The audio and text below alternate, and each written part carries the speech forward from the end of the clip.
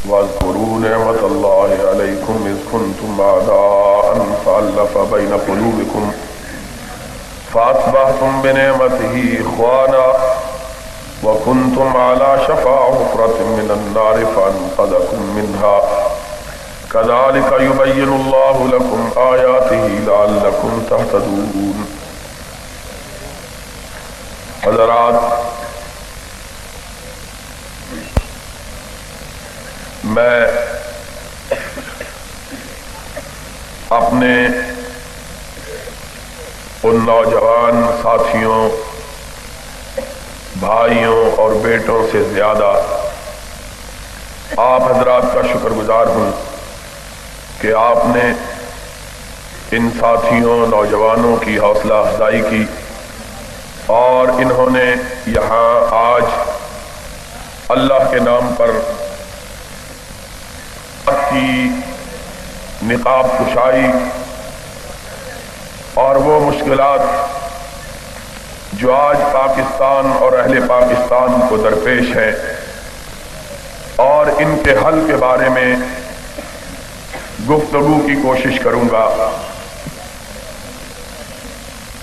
میرے لیے یہ ایام بڑے مشکل ہوتے ہیں. موسم گرما اور سرما کے درمیانی دن، چاہے سرما کی آمد ہو چاہے گرما کی آمد ہو، اس لیے کہ یہ دونوں موسم بہار کے موسم کہلاتے ہیں اور ان موسموں میں بڑی کثرت کے ساتھ لوگ پاکستان کے مختلف شہروں اور بستیوں میں جلسوں کا انعقاد کرتے ہیں اور پھر ان کا اصرار ہوتا ہے ہر جگہ سے کہ میں ان کے ہاں ضرور حاضری دوں، اور باوجود میری گزارشات کے اور اس بات کے کہ پاکستان کے ہر بڑے قصبے اور ہر بڑے شہر میں میں حاضری نہیں دے سکتا، لیکن لوگوں کا اصرار انکار پر غالب ہی آتا ہے. اور پھر میرے لیے یہ دن اور بھی زیادہ مشکل اس لیے ہو جاتے ہیں کہ پچھلے پہر سفر شروع ہوتا ہے، رات کو تقریر ہوتی ہے، پھر گھر واپسی ہوتی ہے اور صبح دم اور کئی علاقوں سے لوگ وقت لینے کے لیے آئے ہوئے ہوتے ہیں، اور وہ دوست جو وقت لینے کے لیے آتے ہیں وہ دماغ تقریر سے کم خرچ نہیں کرواتے، اس لیے کہ گھنٹہ ڈیڑھ گھنٹہ بحث کرتے رہتے ہیں جی آپ ضرور آئیں.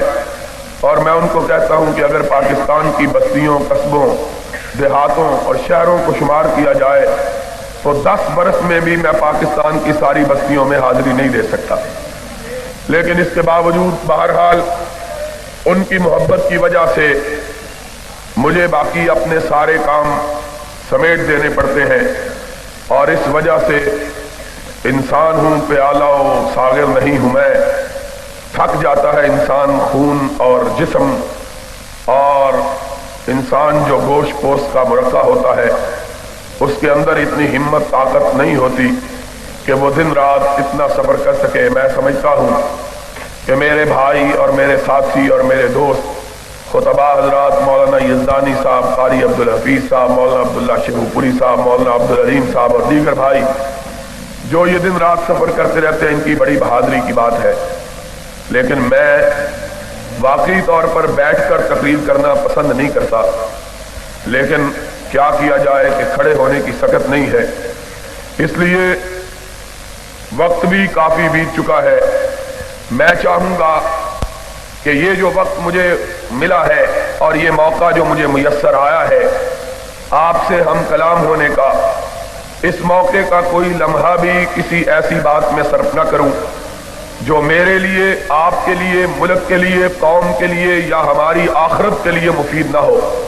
انشاءاللہ میں کوشش یہ کروں گا کہ اپنی ساری تھکاوٹوں کے باوجود اپنی توانائیوں کو بروئے کار لا کر آپ کی خدمت میں کتاب و سنت کی روشنی میں کوئی حق کی بات کہہ سکوں. آپ اللہ سے دعا مانگیے اللہ مجھے سچ اور حق کہنے کی توفیق عطا فرمائے.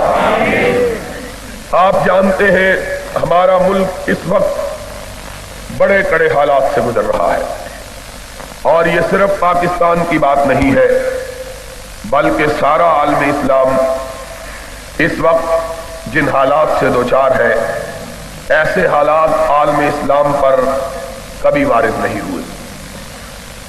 اس وقت دنیا میں مسلمان بہت بڑی تعداد میں ہیں، اتنی بڑی تعداد کہ 1400 برس کی اسلامی تاریخ میں مسلمانوں کی کبھی اتنی تعداد نہیں ہوئی ہے جتنی آج ہے۔ آج کے اعداد و شمار کے مطابق مسلمان 1 ارب 20 کروڑ سے زیادہ، 1.25 ارب کے قریب مسلمانوں کی تعداد ہے، اور دنیا میں اس وقت مسلمانوں کی 45 سے زیادہ سلطنتیں، مملکتیں، حکومتیں موجود ہیں۔ 40 اور 5 45 سے زیادہ ملک ایسے ہیں جو مسلمانوں کے ہیں، جہاں مسلمان حکمران ہیں، مسلمان سربراہ، اور اس کے ساتھ ساتھ آج مسلمانوں کے پاس اتنی دولت ہے، اتنا مال ہے کہ اتنی دولت اور اتنے مال کا کبھی تصور بھی نہیں کیا جا سکتا۔ مجموعی طور پر جو مال و دولت ہے اس کا کیا کہنا، انفرادی طور پر بعض مسلمانوں کے پاس اتنا سرمایہ موجود ہے کہ کبھی اتنا سرمایہ دنیا کے بادشاہوں کے پاس بھی نہیں ہوتا تھا۔ عام آدمیوں کے پاس، عام مسلمانوں کے پاس اتنا سرمایہ ہے۔ ابھی پچھلے دنوں دنیا بھر کے اخبارات میں بھی اور پاکستان کے اخبارات میں بھی ایک شخص ہے جس کا نام ہے عدنان خاشق جی، اس کا تذکرہ اخبارات میں بڑے تسلسل کے ساتھ آیا ہے۔ اس کے بارے میں ایک عام آدمی ہے، سعودی عرب کا رہنے والا ہے، اور اب امریکہ اور یورپ میں رہتا ہے۔ اس کے متعلق اخبارات نے لکھا کہ اس کا ذاتی خرچہ روزانہ کا 18 لاکھ روپے ہے۔ وہ خرچہ جو کاروباری نہیں ہے، صرف وہ خرچہ جو اپنی ذات پہ صرف کرتا ہے، وہ 18 لاکھ روپیہ روزانہ ہے۔ اتنی دولت، اتنا مال، اور اس کی ایک ملک کے اندر زمین جو ہے وہ 4 لاکھ ایکڑ سے زیادہ ہے، صرف ایک ملک میں۔ اور یہ ایک آدمی کا عالم ہے۔ اس طرح کے بے شمار ہیں، سینکڑوں کی تعداد میں ایسے لوگ ہیں جن کے پاس دولت کی یہ فراوانی، مال کی یہ بہتات، اور جہاں تک حکومتوں کا تعلق ہے، آپ یہ بات سن کر حیران رہ جائیں گے کہ اس وقت دنیا میں سب سے زیادہ فی کس آمدنی اگر کسی ملک کی ہے تو وہ امریکہ کی نہیں، فرانس کی نہیں، جرمنی کی نہیں، سویڈن کی نہیں، ڈنمارک کی نہیں، بیلجیم کی نہیں، بلکہ ایک مسلمان ملک کویت ہے کہ پوری دنیا میں جس کی فی کس آمدنی ساری دنیا میں سب سے زیادہ ہے۔ یہ مسلمانوں کا حال ہے۔ مال، دولت، تعداد، ملک، لیکن اگر ہم ان کے حالات کو دیکھیں تو ضربت علیہم الذلۃ والمسکرہ، جتنے آج مسلمان ذلیل ہیں، خوار ہیں، پریشان ہیں، بے کس ہیں، بے بس ہیں، مظلوم ہیں، مقہور ہیں، کائنات کے کسی دور میں مسلمان اتنے بے کس نہیں ہوئے۔ جتنے آج مسلمان ذلیل ہیں، خوار ہیں، دنیا کی ساری تاریخ میں مسلمان کبھی اتنا ذلیل نہیں ہوئے۔ کبھی ہم نے اس بات پہ غور کیا ہے کہ تعداد سب سے زیادہ مال بہت زیادہ ملک لاتعداد اور ذلت بھی انتہا. سبب کیا ہے؟ وجہ کیا ہے؟ اس کی علت کیا ہے؟ یہ کیوں ہے کہ کبھی ہم 313 تھے، صرف 313، اور کوئی ہماری طرف ٹیڑھی نظر کر کے دیکھنے کی جرات نہیں کرتا تھا. اور آج ایک ایک مسلمان ملک کو دیکھ لو. 10 کروڑ مسلمانوں کا سربراہ ہے ضیاء الحق،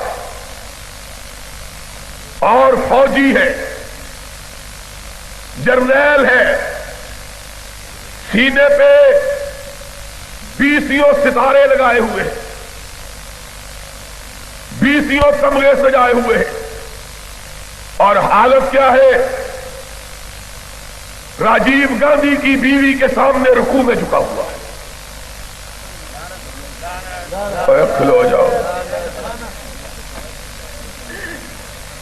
بھائی، تسی بڑے کالے ہو. ایک ادھروں بولے ہے وجہ کی، ایک ادھروں بول پہ. عجیب بات ہے. پہلے بات تو سن لو، پھر اکٹھے ہی لڑیں گے اس سے. تم تو گھر جا کے سو جاؤ گے، اکیلا میں یہاں کھڑا رہ جاؤں گا.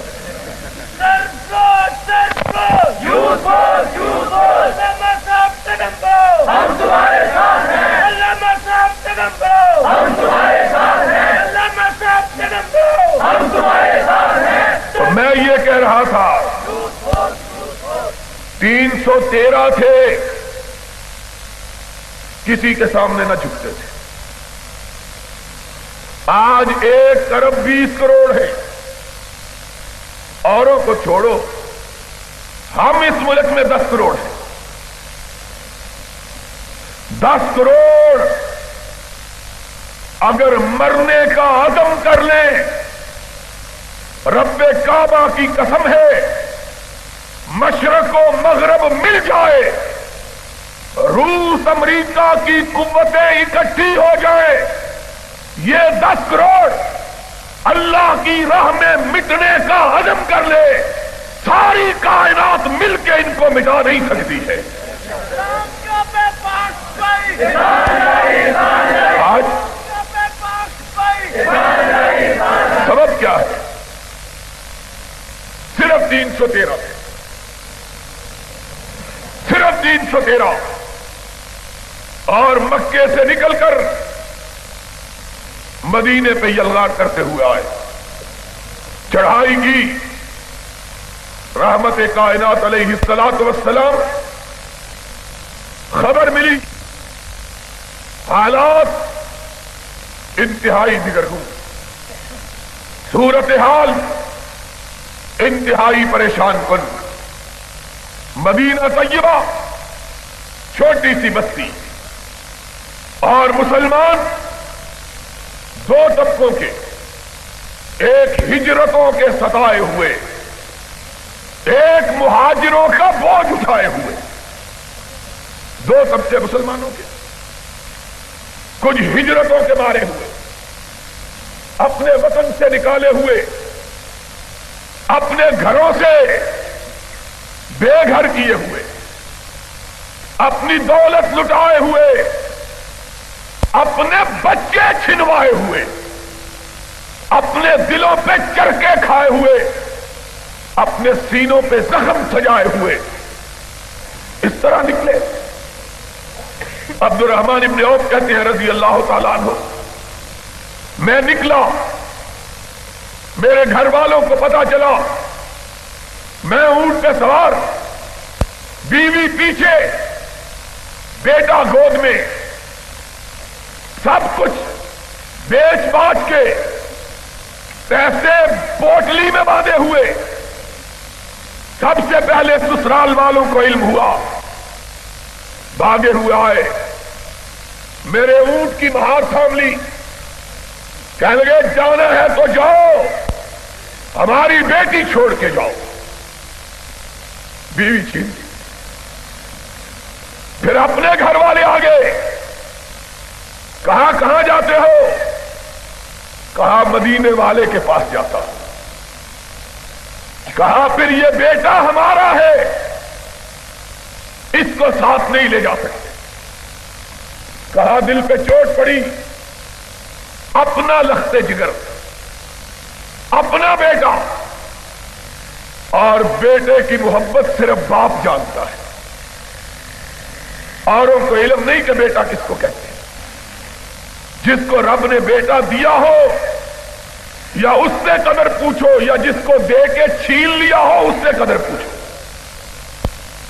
کہا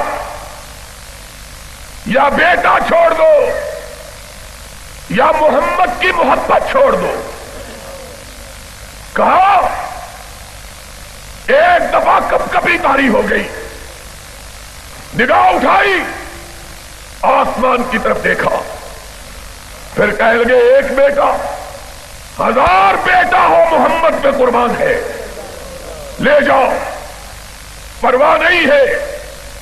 بیٹا چھینا، بھائی آئے، انہوں نے مال کی پوٹلی چھینی، بڑا بھائی آیا، اس نے اونٹ بھی چھین لیا۔ کہا جانا ہے تو اسی طرح جاؤ۔ کائنات کے امام کی بارگاہ میں پہنچے، ہونٹ بھوک سے پھٹ گئے تھے اور پیر چلنے سے پھٹ گئے، پیروں سے بھی خون، ہونٹوں سے بھی خون۔ کائنات کے سردار، ثقلین کے تاجدار، امام ہدا نماز ظہر سے فارغ ہوئے، سلام پھیرا، پلٹ کے دیکھا تو سامنے عبد الرحمن کھڑے ہیں۔ کہا عبد الرحمن کب آئے؟ کہا اللہ کے حبیب ابھی آیا ہوں۔ کہا کہو کیسے آئے؟ کہا آقا سب کچھ لٹا کے آیا ہوں، دین بچا کے آیا ہوں۔ فرمایا عبد الرحمن دین بچا کے آئے ہو، سب کچھ لٹا کے آئے ہو تو کچھ بھی نہیں لٹایا ہے، جنت پا کے آگے ہو، اللہ کی رضا پا کے آگے ہو۔ یہ لوگ، ایک صحابی اٹھتا ہے، عبد الرحمن کا قصہ سنتا ہے، عرض کرتا ہے آقا بیوی بھی اس سے چھین لی، بیٹا بھی چھین لیا، دولت بھی چھین لی۔ اللہ کے رسول میرا جتنا مال ہے 2 حصوں میں تقسیم، آدھا اس کو دے دیجیے، آدھا مجھ کو دے دیجیے۔ ایک نے کہا اللہ کے حبیب اس کا کوئی گھر نہیں، میرا آدھا گھر لے لیجیے۔ ایک نے کہا یا رسول اللہ میری 2 بیویاں، ایک کو طلاق دے دیتا ہوں، اس کو کہیے اس سے نکاح کر کے اپنے گھر کو آباد کر دے۔ کچھ ہجرتوں کے ستائے ہوئے، کچھ مہاجروں کے بوجھ اٹھائے ہوئے، کچھ امام کونین کی یثرب میں تشریف آوری سے پہلے، یثرب میں ہر سال وبا پھوٹتی تھی، زرد بخار کی، لوگ تپے زرد میں مبتلا ہوتے تھے۔ وہ تو کونین کا تاجدار آیا، رحمت مجسم بن کے آیا، اور اس نے اپنے ہاتھ دعا کے لیے اٹھائے۔ اس نے کہا اللہ میرے بابا خلیل اللہ نے مکہ کے لیے تجھ سے دعا مانگی تھی، میں مدینہ کے لیے تجھ سے دعا مانگتا ہوں، اللہ مدینے کو بیماریوں سے پاک کر دے۔ یہ میرے آقا کی دعا کا اثر تھا کہ آج تک مدینے میں کوئی وبا نہیں پڑی ہے۔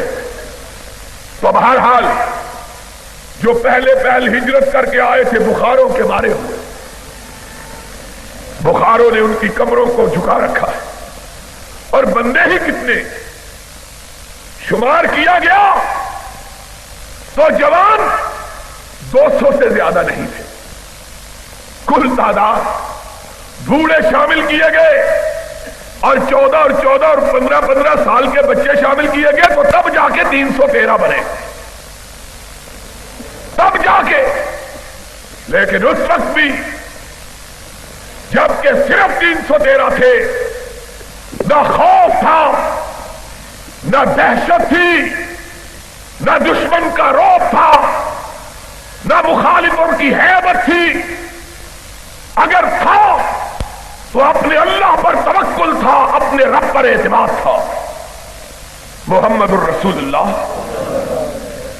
صلی اللہ علیہ وسلم کو علم ہوا دشمن بڑا لشکر لے کے آیا مدینے والوں کو مٹانے کے لیے۔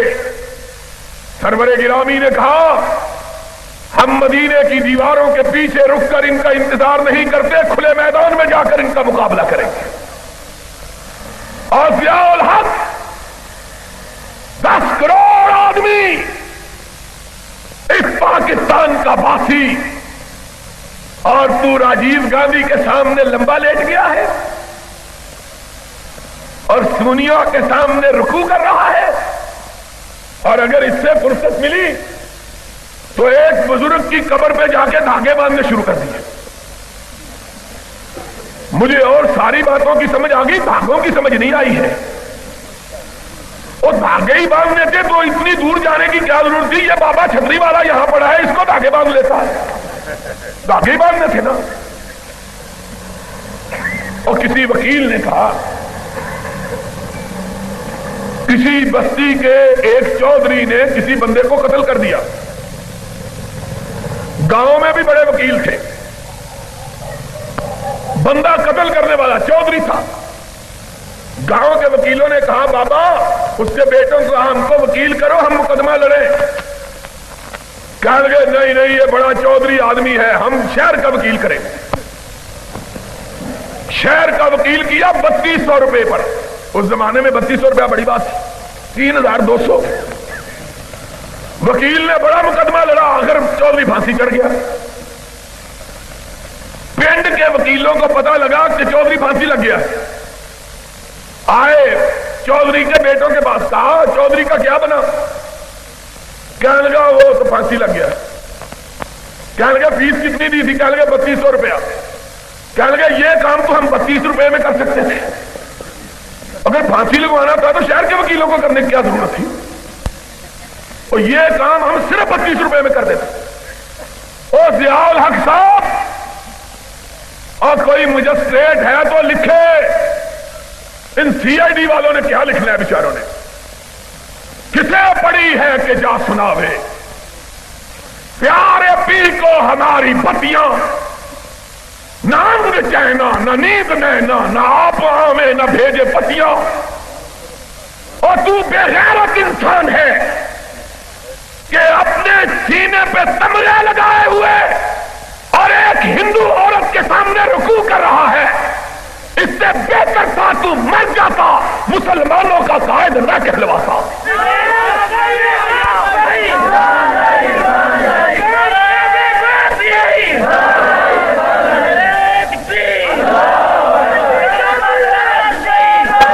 کیا کہتے ہو؟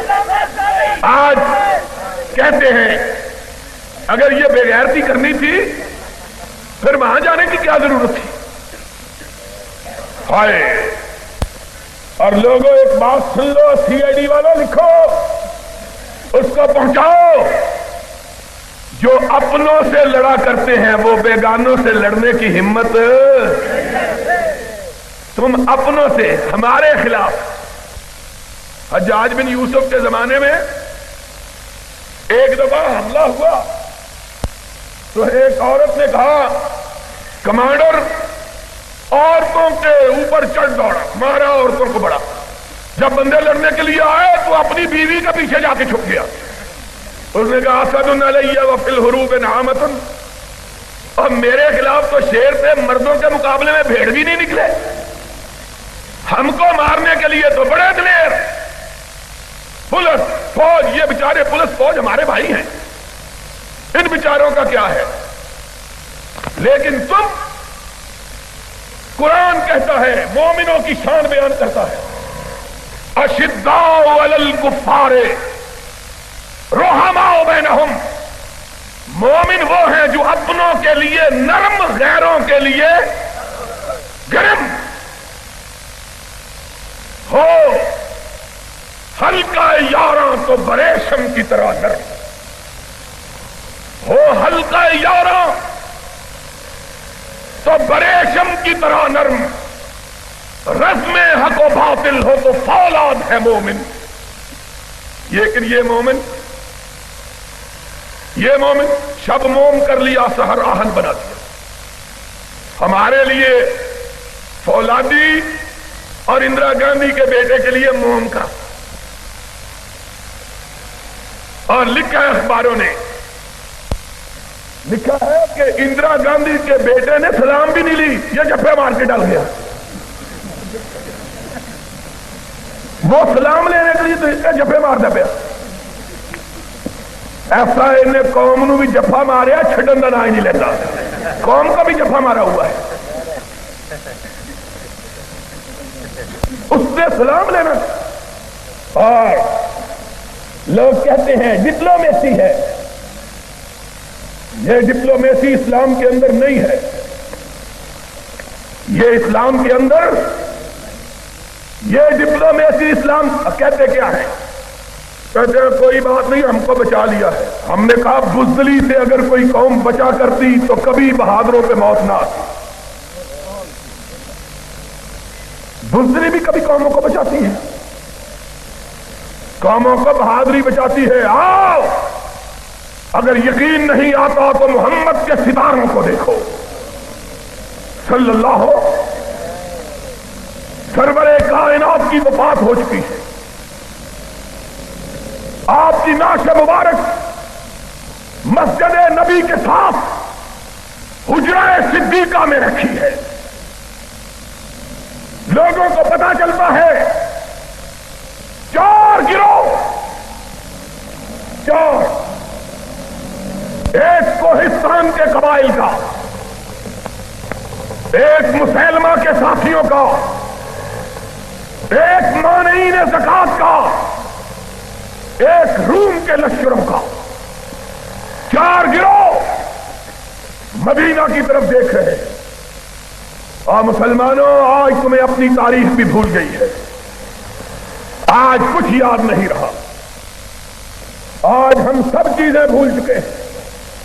آج ہم نے کفر کو اسلام اور اسلام کو کفر بنا دیا، آج خرد کا نام جنوں اور جنوں کا خرد رکھ دیا۔ گزری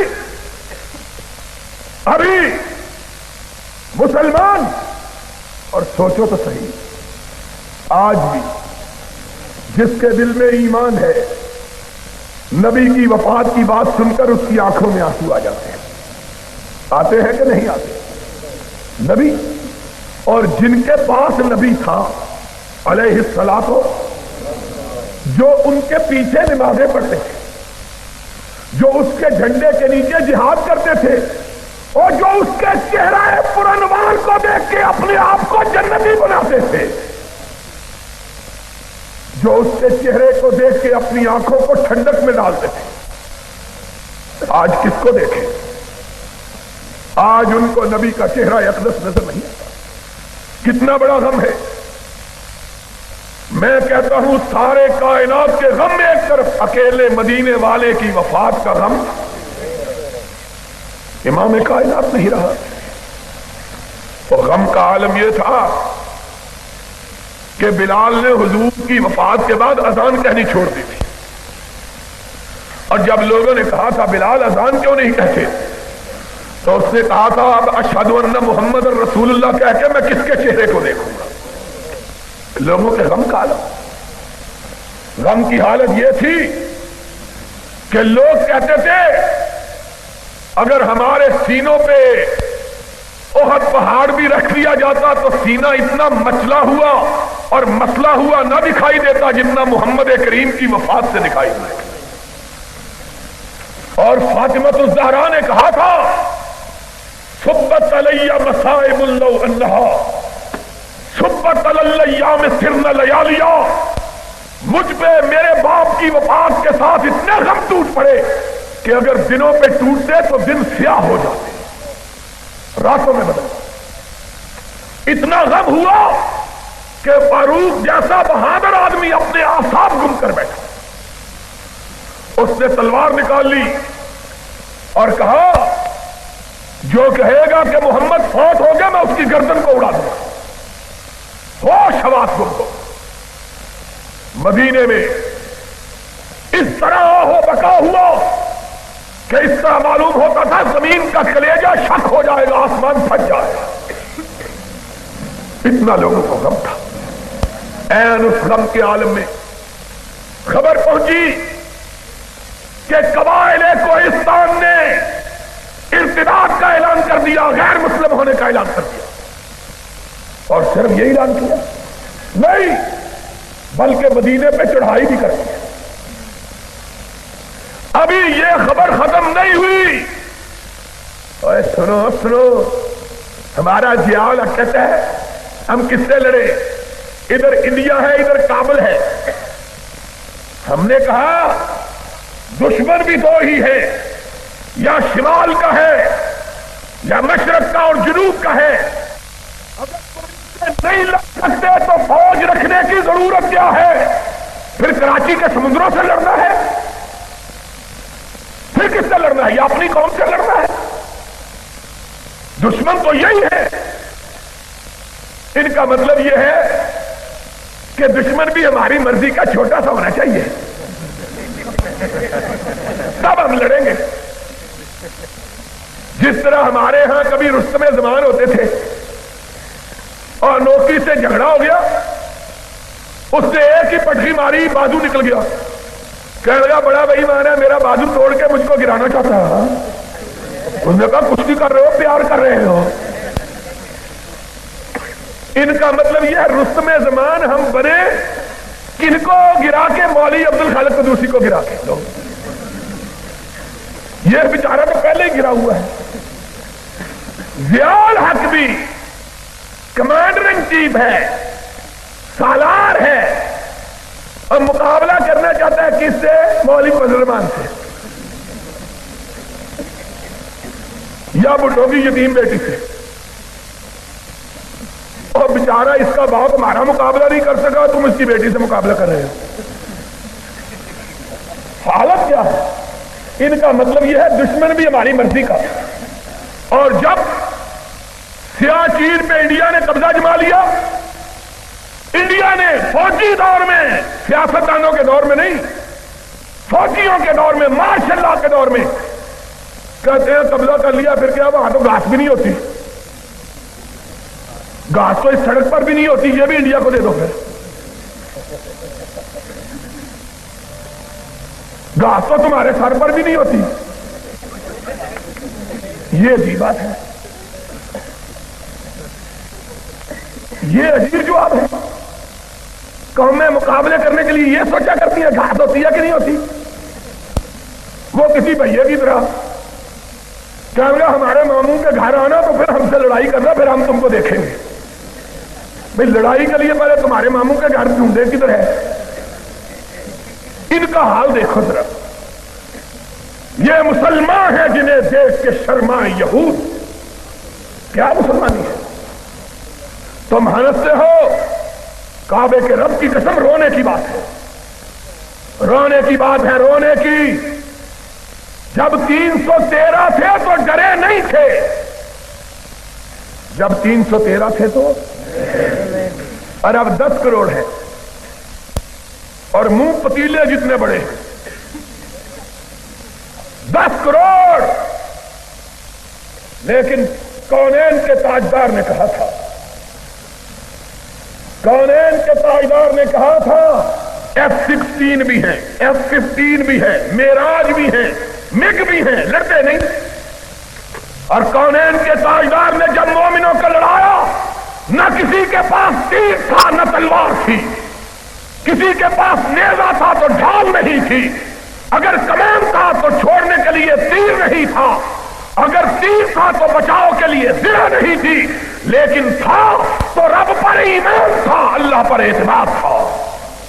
اور انہی کے متعلق اقبال نے کہا تھا کہ کافر ہے تو شمشیر پہ کرتا ہے بھروسہ، اور مومن ہے تو بے تیز بھی لگتا ہے۔